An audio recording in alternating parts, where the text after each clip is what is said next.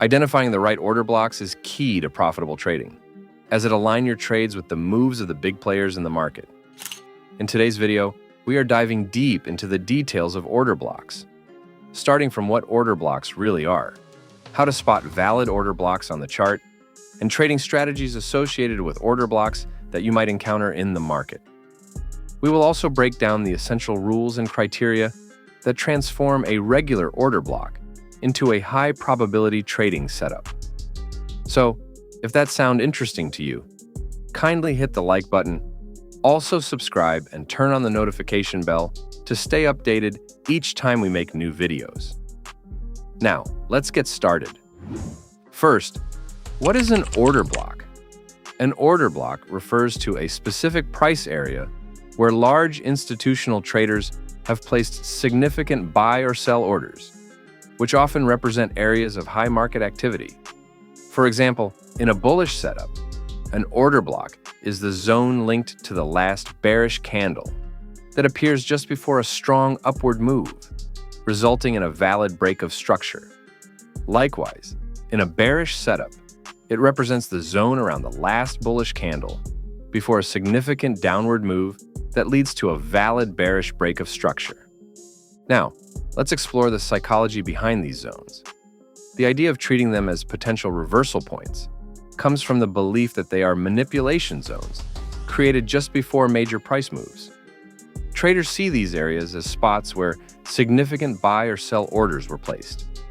As a result, incorporating these zones into our strategy allows us to potentially capitalize on the high likelihood of a price reversal or shift in direction when the market returns to them.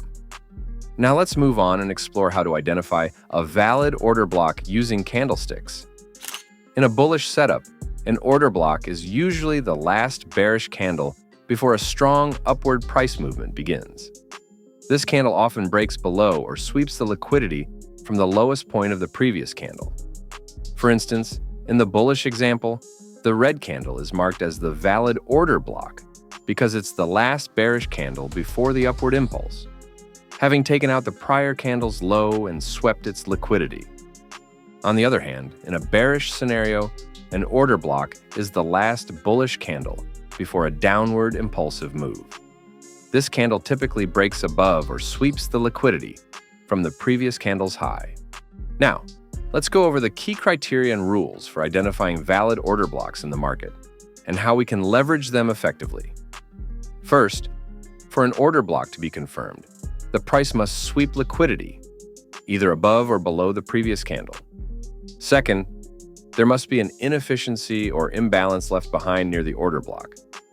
If there's no clear imbalance between the candles, the order block is not considered valid. Third, the order block must be unmitigated.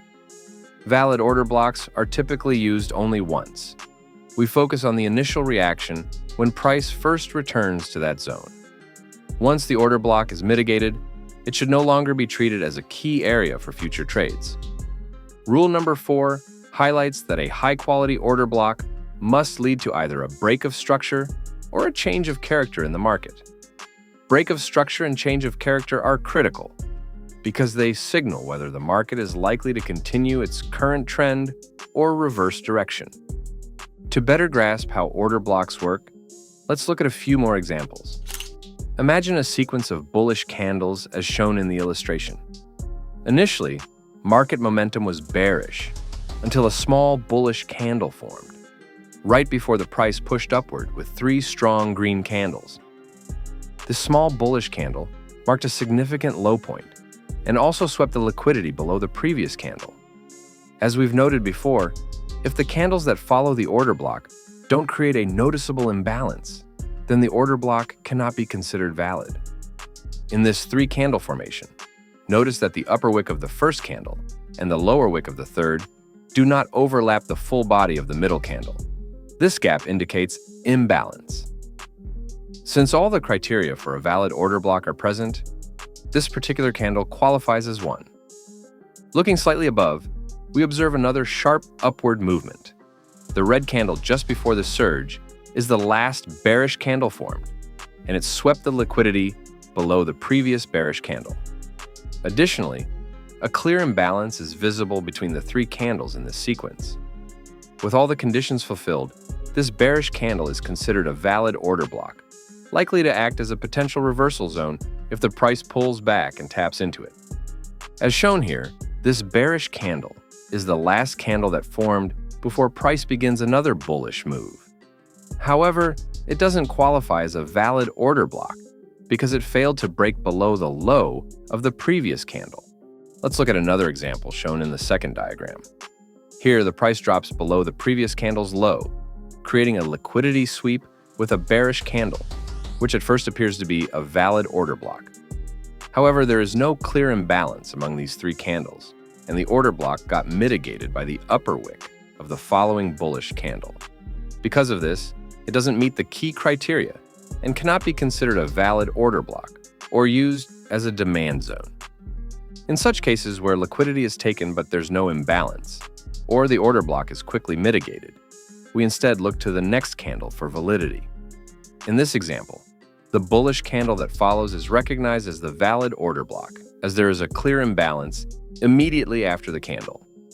If we look a bit higher, we can see that the price pulled back, creating this bullish candle that took out the low of the previous candle before making a strong upward move.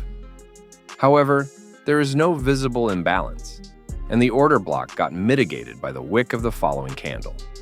Because of this, it cannot be considered a valid order block or used as a demand zone. As we continue, we again see a strong bullish move. The red candle here is the most recent bearish candle, formed just before the sharp upward push.